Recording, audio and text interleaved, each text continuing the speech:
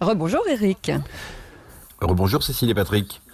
Oui, alors les constructeurs aériens, évidemment, sont décimés par la crise du coronavirus. Oui, alors on en parlait tout à l'heure, avec cette chute du trafic aérien de 53% dans le monde, évidemment, ça a cette grande difficulté du secteur aérien qui emploie quand même 25 millions de personnes dans le monde, directement ou indirectement.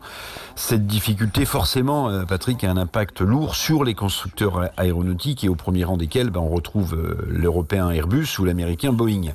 Alors hier, Airbus a annoncé 468 millions d'euros de pertes trimestrielles. C'est évidemment colossal, parce que l'année dernière, à la même époque, Airbus, c'était des profits. Alors que Boeing, sur les 3 premiers mois de cette année 2020, annonce des pertes cumulées de 640 millions de dollars. Alors c'est vrai que Boeing avait déjà pas mal de difficultés. Vous vous souvenez de son 737 MAX qui était resté cloué au sol à cause de problèmes informatiques. Ça avait coûté très cher à Boeing.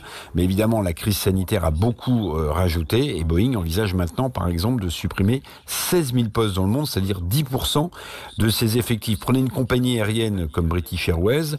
L'annonce va concerner 12 000 salariés dont les postes vont sans doute être supprimés. Quant à Air France, soutenu à coût de milliards d'euros, pour l'instant ça se passe plutôt pas mal pour l'emploi. Air France qui va devoir veiller d'ailleurs à supprimer, on le disait, des destinations qui sont desservies actuellement en France par le TGV. Oui, la question de l'emploi est centrale, mais aussi celle du savoir-faire industriel qui est déterminant également.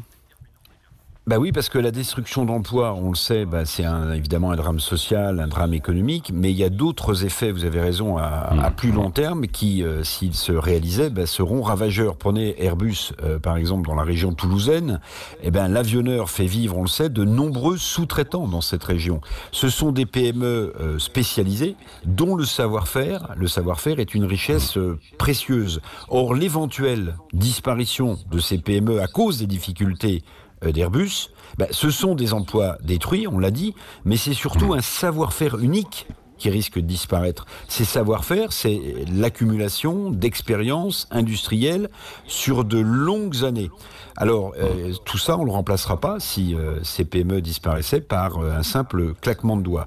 Alors, les experts pensent que la crise aérienne va durer sans doute 1 an, voire 2 ans, en tout cas avant que les choses redeviennent à la normale. Bon, le déconfinement progressif dans le monde place pour l'instant la reprise du secteur aérien sur une pente très lente et très douce, mais les experts la sentent. Alors espérons que cette crise ne durera qu'1 an ou 2.